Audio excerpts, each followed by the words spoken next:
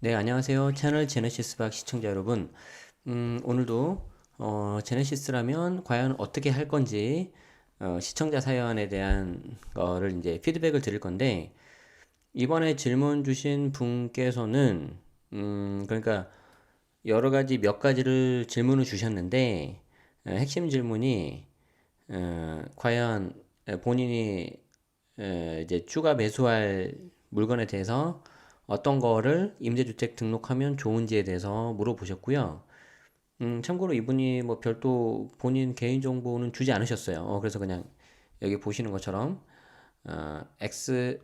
XX번님, 그러니까 번호는 제가 잘 모르겠어요. 그래서 이제 어떤 주택을 이제 좀 임대주택 등록하면 좋은지, 그리고 그걸 나중에 개인 임대사업자를 하다가 법인으로 전환하는 경우에는 또 어떤지에 대해서 질문을 주셨습니다. 그래서 여기에 대해서 제가 좀 제가 생각하는 거를 이제 좀 피드백 드릴 거고, 사실 오늘 이 질문을 제가 채택한 이유는 세법적인 거보다는 의사결정에 대한 거. 사실 의사결정은 정답이 없죠. 그래서 사실 근데 이제 그런 부분에 대해서 여러분들이 많이 물어보세요. 그래서 제가 그 부분에 대해서 어떻게 생각하는지 좀 말씀드리도록 하겠습니다. 자, 혹시 아직 어, 구독을 하지 않으신 분들이 있다면 좋아요와 구독 하시면은 나중에 이런 비슷한 사례 영상 나오면은 바로바로 보실 수가 있겠습니다. 자, 오늘 한번 보도록 하죠. 자, 이분은요. 일단 세대 기준 1주택 보여줍니다. 1주택자예요. 1주택자. 자, 1번 주택이 있는데 분당에 있대요. 분당에. 전용 59짜리. 그리고 작년 거의 연말에 취득을 하셨네요. 공동 명의로 하셨고 뭐 잘 하셨죠. 그리고 이제 현재 어, 임대를 놓고 있는 거예요. 어, 지금 전세로 이렇게 임대를 놓았고 등록은 따로 하지 않으셨어요. 그러니까 이제 전세 놓고 임대주택으로 따로 등록을 안 하신 그런 물건이에요. 그럼 본인은 어디서 살고 있냐? 인근에서 이제 어, 임차를 하고 살고 계시고 당분간은 여기에서 나온 수익이라든가 종잣돈을 모아서 투자에 더 집중해서 자산을 늘리겠다. 자, 이런 지금 상황이에요. 자, 이해되시죠? 그래서 본인이 가지고 있는 주택 수는 하나. 그런데 그 하나는 전세로 놔서 지금 투자를 하고 있고 본인은 따로 이렇게 임차로 놓고 임차해서 살고 있는 거예요. 자, 저한테 질문 주신 거는 이제 반전세로 거주 중이라고 하셨어요. 그래서 당분간 투자에 집중하고 싶다. 그래서 자, 1번 주택이 이렇게 있는데 2번 주택을 매수를 하고 자, 그러니까 2번 주택이죠. 2번 주택. 이걸 임대주택으로 등록을 한다 하더라도 1번을 취득하고 나서 1년이 지나서 매수해야 하느냐? 이걸 이제 첫 번째 질문으로 주셨어요. 그러니까 이 질문의 요지는 뭐예요?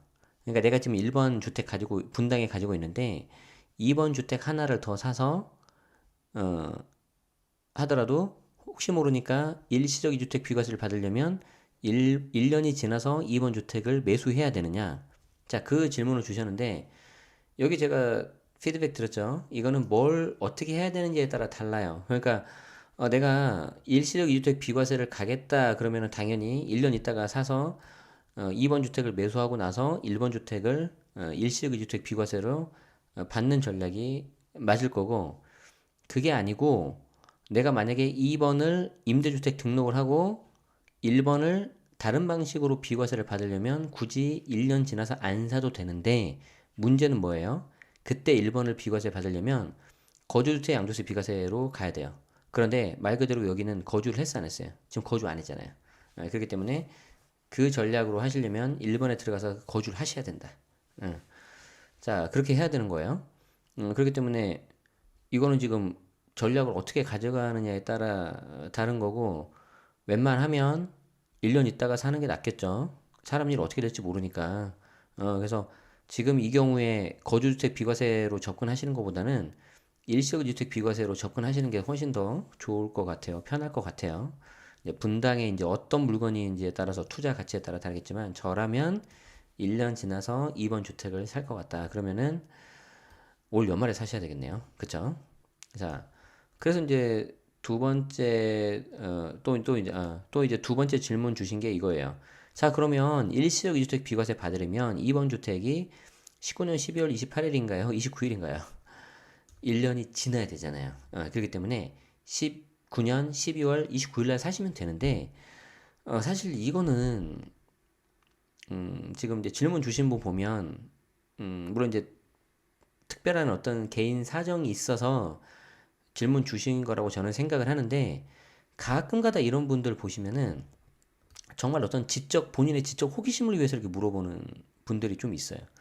여기서 12월 28일 날 잔금을 치르나 29일 날 잔금 치르나 큰 의미가 없단 말이에요. 실제 이 부동산 거래를 하는 데 있어서. 제가 왜 이 말씀을 드리냐면, 제가 이분께 뭐라고 하는 게 아니라 가끔 가다가 여러분들 중에서 정말 그 단순한 지적 호기심을 위해서 막 물어보는 경우가 있는데, 그냥 우리끼리 이렇게 물어보고 끝나면 상관이 없어요. 그런데 이거를 어, 세무서하고 국세청에 서면 질의를 합니다. 서면 질의를 해서 정말 본인에 대한 실제 그런 케이스가 아니라 단순 지적 호기심에서 물어봤는데, 세무서에서 그걸 보고 이런 경우에 비과세가 안 될 것 같은데, 이런 경우에 일반 과세가 아니라 중과를 해야 될 것 같은데, 이런 안 좋은 사례가 나올 수가 있어요. 그렇기 때문에 이거 보세요. 이거 19년 12월 28일 날 잔금 치르나, 주택의 취득일은 잔금일이니까 물론 등기 접수 중에서 빠른 날인데 12월 28일에 하나, 29일에 하나 크게 문제 없단 말이에요. 자, 그래서 정말 특별한 사유가 아니면 그냥 넉넉하게 12월 29일 아니면 30, 31일, 물론 31일 연말이니까 좀 안 좋겠죠. 자, 그렇게 하시는 거예요. 자, 그 다음 세 번째 문제. 자, 어떤 걸 임대주택으로 등록을 할까요? 그러니까 이분께서 저한테 질문 주신 게, 제가 이걸 읽어드릴 수는 없어요. 보여드릴 수는 없어요. 그러니까 이제 읽어만 드리면은, 질문 3번. 어떤 주택을 임대주택으로 등록하는 게 효율적일까요? 자, 여기서 제가 좀 애매한 게, 여기서 어떤 거리라는 말이 현재 갖고 있는 1번인지, 아니면 앞으로 사야 되는 2번인지, 아니면 그냥 일반적인 상태에서 이 어떤 걸 임대주택으로 해야 되냐라고 이제 일반적으로 물어본 건지 제가 모르겠어요. 자, 그런데 이분은 지금 저한테 아무런 이메일이나 메일, 전화번호 안 주셨단 말이에요. 그래서 제가 물어보고 싶어도 물어볼 수도 없어요. 자, 그래서 어떻게 제가 대답을 할까요? 이런 식으로 여러분들이 세무사님하고 상담하면 안 좋단 말이에요. 물론 다른 분한테 물어봐도 그렇고. 제가 봤을 때는 그냥 일반적인 걸 물어보신 것 같아요. 그래서 일반적으로 어떤 주택을 임대주택으로 등록할까요? 그런 것 같아요. 저라면, 임대주택을 등록하느냐 안 하느냐에 대해서, 어, 여러 가지 기준이 있는데, 저라면 일단 투자 초기면은, 지금 이분 이제 투자 이제 초기이신 것 같아요. 그러면 저는 웬만하면 등록 잘 안 해요. 왜냐면 투자 초기에는 좀 이렇게 자금을 좀 굴려야 돼요. 그렇기 때문에 저라면 굳이 등록 안 할 것 같고요. 그냥 적당하게 가지고 있다가 타이밍 되면 매도할 것 같아요. 그 타이밍이란 거는 본인이 해당 물건을 취득하면서, 나 이거 투자금이 얼만데 이 정도 수익이 나면 팔겠다 라든지, 아니면 몇 년 정도만 가지고 있다가 팔겠다라든지, 아니면 현재 분당이니까 조정 대상 지역인데 이게 풀리면 내가 팔겠다라든지, 뭐 물론 그렇지만 지금 1주택자니까 이거 그냥 팔면 비과세 되는 거잖아요. 물론 2년 거주해야 되죠. 취득일이 언제예요? 2018년 12월 28일이니까. 이게 본인만의 기준이 있어야 돼요. 그게 없으면 옆에서 아무리 뭐라고 해도 답을 내줄 수가 없어요. 제가 그래서 저라면 그런 기준을 먼저 생각할 것 같고요. 아주 러프하게 보자면, 제가 가지고 있는 물건이 조정 대상 지역이 아니다. 그럼 저는 등록 안 할 것 같아요. 그래서 이제 사고 팔기를 할 것 같고, 그리고 또 뭘 말씀드릴 수가 있을까? 만약에 여기 있는 분당이 전용 59짜리고 2018년 거의 연말했으니까, 물건마다 다르겠지만, 그렇게 썩 이렇게 상승 여력이 그렇게 아주 많이 있진 않을 거예요. 물론 물건마다 다를 수 있어요. 근데 제가 어떤 건지 몰라요. 근데 웬만한 59짜리는 이제 오를 대로 좀 올랐단 말이에요. 그렇기 때문에 여기에 대해서는 제가 봤을 때는 뭐 길게 안 가져가시는 것도 방법이 될 수 있는데, 만약에 분당이고 그러니까 좀 오래 가져가겠다라고 하시면은 1번 주택은 예를 들어서 임대주택 등록을 할 수도 있고, 그쵸? 그리고 나머지 2번, 3번 추가로 구입하는 거는 그냥 2번, 3번은 가져가면서 그냥 적당하게 그냥 사고 팔고 하는 거예요. 그래서 계속해서 뭔가 자산을 늘릴 수가 있겠죠. 자, 그렇기 때문에 제가 여기다가 어떤 걸 임대주택으로 등록할까요? 거기에 대해서는 굉장히 많은 기준들이 있고, 더 중요한 거는 본인의 투자 성향을 미리 여러 본인이 체크하셔야 된다는 거죠. 그래야지 제가 이제 뭔가 피드백을 드릴 수가 있는데, 이런 상황이라면 저라면 등록 안 할 것 같아요. 그냥 이 상황이면 그렇다는 거예요. 등록 꼭 하지 말라는 게 아니라. 자, 그리고 이제 마지막으로 질문 주신 게, 제가 이제 법인 설립자와의 대화라고 해가지고 계속 이제 글을 쓰다가 지금 4번까지인가 갔다가 5번까지인가 갔다가 지금 좀 못 쓰고 있는데, 음, 자, 비조정 대상 지역 투자라면 개인 임대사업자로 해볼 만하다고 했는데, 그러니까 이제 이거를 제가 어떤 의도를 가지고 적었냐면, 아까 조금 전에 말씀드린 것처럼 저라면 조정 대상 지역이 아니라면 그냥 굳이 법인을 안 하고 개인으로 투자를 할 것 같습니다. 아니면 오래 가져갈 거면 비조정 대상 지역이라 하더라도 개인으로 해서 주택임대로 등록을 할 것 같습니다. 왜? 그렇게 해야지 나중에 장특공을 받을 수 있잖아요. 법인 같은 경우는 그렇게 장기 보유를 한다 그래도 별 혜택이 없단 말이에요. 그래서 저라면 그렇게 할 것 같다. 라고 이제 말씀을 드렸고, 이분께서 이제, 어, 나중에 이걸 개인 임대 사업주로 했다가 법인으로 변경할 수 있냐, 그리고 조심해야 될 게 뭐냐, 이렇게 물어보셨어요. 사실 가능해요. 개인으로 가지고 있다가 이걸 이제 법인으로 가져갈 수가 있는데, 이 조건이 아까 뭐라 그랬어요? 비조정 대상 지역이라고 했잖아요. 비조정 대상 지역에 있는 거를 굳이 개인으로 가지고 있다가 법인으로 가져가면 취득세 또 들고 관련된 수수료 같은 게 또 들 수 있는데 게다가 법인으로 옮긴 다음에 그 법인으로 나중에 판다는 이유가 어떤 양도세 중과라든가 그런 걸 피하기 위해서 하는 건데 굳이 그렇게 할 필요가 있을까? 라고 저는 말씀을 드리고 싶어요.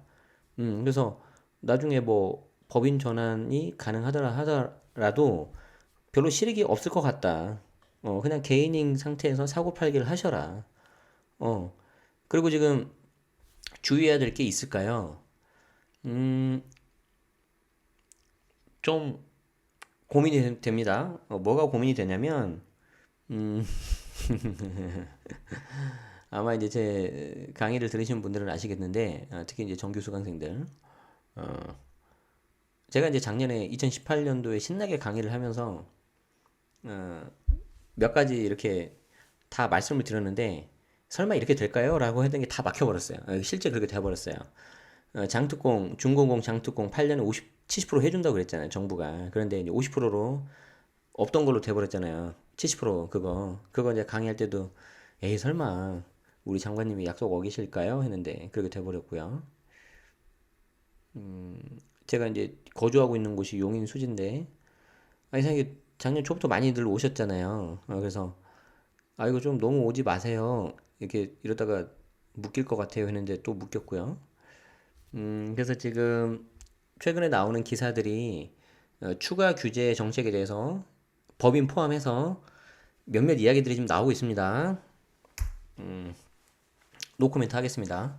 괜히 말했다가 꼭 그렇게 될 것 같으니까. 그래서 아무튼 주의는 하셔야 된다. 그런데 어, 이 분께서 주신 질문이 비조정 대상 지역이라고 했기 때문에 저라면 뭐하러 그렇게 하셨다가 법인 전환 하시려고 하시냐. 그냥 게다가 투자 지금 초기신 것 같은데 그냥 개인으로 하셔도 충분할 것 같다. 그렇게 말씀을 드리고 싶고, 요 경우에는 절세보다는 비조정 대상 지역이기 때문에 절세보다는 투자 공부를 훨씬 더 많이 하시는 게 좋을 것 같아요. 결국에는 수익이 나야 되니까 세금도. 그 말씀을 꼭 드리고 싶습니다.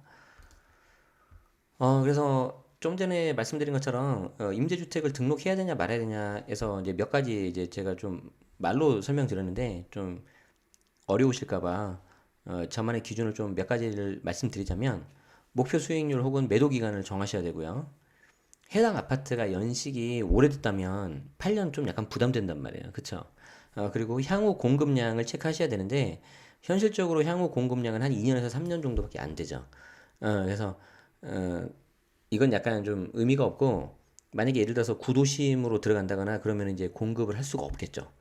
그런데 이 공급량은 100%알 수는 없어요. 어쩔 수 없어요, 이거. 그리고 이제 세 번째로는 본인의 투자 성향을 한번 고려해 보세요. 똑같은 물건이라 하더라도 느긋하게 이렇게 하시는 분이 있고 괜찮아 이 정도면 이렇게 하는 게 있고 어떤 분은 아니야 막 이 정도면 이제 팔아야 돼. 그리고 내가 빨리 다른 데로 갈아타야 돼. 이런 사람이 있어요. 이거는 사람마다 다 다르잖아요. 그렇기 때문에 이거를 본인이 결정하셔야 돼요. 그리고 이제 본인이 처한 환경, 투자 환경 다 다르겠죠. 아까도 말씀드린 것처럼 이제 막 투자에 들어오신 분이다 그러면은 좀 적다 일정 수준의 사고 팔기는 필요하단 말이에요. 그렇지 않고 나는 좀 물건이 좀 많이 있어. 그러면은 좀 관리하시는 게 더 중요하죠. 일단 제일 중요한 게 보유세고 나중에 양도세도 무조건 파시면 안 돼요. 이게 하나씩 한두 개씩 해가지고 합산과세 조심하셔야 된단 말이에요. 그래서 제가 이제 가장 많이 말씀드리는 것 중에 하나가 본인의 투자 성향을 좀 아셔야 되는데 크게 봤을 땐 제가 세 가지가 있을 것 같아요. 시세 차익을 추구하는 분, 그리고 다양한 전략을 구사하고 싶으신 분, 그리고 안정적이고 지속적인 현금 흐름을 원하시는 분들이 있어요. 그래서 여기 A 타입 같은 경우는 본인이 시세 차익을 추구하는 분이라고 한다면 중요하게 생각하는 게 이 흐름이에요, 흐름, 타이밍. 그렇기 때문에 그냥 난 차라리 그냥 세금 내고 만다. 예, 그거보다는 내가 그 수익을 보면 되기 때문에 굳이 내가 이런 거 묵지 않겠다. 아니면 이제 투자 초기인 경우. 그리고 이제 반대로 나는 좀 물건이 좀 되고 뭔가 꾸준하게 월세라든지 전세가 꾸준하게 나올 수 있는 그런 시스템을 원한다. 상대적으로 C타입 같은 경우에는 좀 물건이 좀 많아야 돼요. 그래서 이런 분들은 거주주택을 제외하고 전부 다 이제 등록을 해서 현행 법상 합법적인 내에서 절세를 최대화 이렇게 하는 거죠. 그렇게 해서 그냥 길게 가져가시는 거예요. 버틸 수 있는 힘이 있어야 돼요. C타입은. 그리고 이제 이 중간이 이제 B타입이에요. B타입. 몇 개는 등록하고 몇 개는 등록 안 해서 등록한 거는 좀 오래 가져가는 거고 등록을 안 한 거는 중간에 좀 사고 팔기를 하는 거예요. 그래서 계속 돈을 굴리는 거죠. 자, 그래서 여러분들이 이 A, B, C 중에서 어디에 속하는지를 여러분들이 어느 정도는 대답을 할 수 있어야 돼요. 그게 안 되면 옆에서 아무리 뭐라고 하고 강의를 듣고 하더라도요, 임대주택 등록할지 말지 결정을 못 해요. 그래서 여러분들이 어느 유형에 속한지를 빨리 결정을 하시고, 그 다음에 투자 공부, 절세법 같이 공부를 하셔야 됩니다. 그래서 투자에 있어서 이 창과 방패 모두 다 중요합니다. 그런데 지금은 방패, 즉 절세에 대해서 조금 더 신경을 쓰시는 게 어떨까 하는 게 제 생각입니다. 자, 그래서 오늘 이렇게 질문 주신 내용에 대해서 설명을 좀 드려봤고요. 아마 이제 신청서에서 적어준 내용으로만 제가 이제 피드백 드리다 보니까 물론 제가 좀 잘못 오해하거나 그런 부분이 있을 수는 있습니다. 그런데 이제 거기에는 몇 가지 제가 가정을 하고 이렇게 피드백 드렸으니까 좀 잘 이렇게 걸러서 들어주시면 감사하겠고요. 음, 지금 사실 좀 쉽지 않은 상황이긴 하고요. 지금 이 방송을 촬영한 2019년 7월 지금 초인데 굉장히 지금 중요한 시기인 것 같아요. 지금 7월, 8월 이 비수기인데도 불구하고 데이터를 보면 특히 서울, 강남을 중심으로 해서 조금 조금씩 이렇게 살아나는 것 같고 과연 이게 이제 더 갈 거냐 말 거냐 그리고 여기에서 이제 언제 정부가 또 추가 규제책을 낼 거냐 그 규제책을 오히려 활용하기만을 기다리고 있는 분도 제 주변에 많이 있어요. 실거주 이제 뭐 하시려는 분들 많이 있어요. 그래서 이제 그런 것들 잘 좀 보시면 좋겠고요. 음, 오히려 이제 최근 같은 경우에는 전 같은 경우에는 이제 물건을 사고 나중에 이제 향후 사후적으로 이렇게 절세에 대해서 좀 고민을 했다면은 지금은 절세라든가 내가 어떻게 물건을 관리를 할 거냐를 먼저 결정을 하고 그에 맞게 물건을 이렇게 취득, 보유, 매도하는 그런 시기가 아닌가 하는 생각도 좀 듭니다. 그래서 이제 올 특히 9월, 10월 달 가을장 한번 잘 보셔야 될 것 같고요. 음, 그에 따라서 여러분들은 어떻게 투자 전략이라든가 그런 게 잘 해야 될 것 같습니다. 자, 여기까지 좀 피드백 드렸고요. 어, 오늘 비슷한 경우에 있는 분들 여기서 조금 이제 여러분들 상황에 맞게끔 조정해가지고 이렇게 한번 계획 한번 세워보시고 자, 오늘 내용이 도움이 되셨다면 좋아요와 구독 부탁드리겠습니다. 저는 다음 사례를 가지고 또 뵙도록 하겠습니다. 자, 이상 채널 제네시스 박이었습니다. 고맙습니다.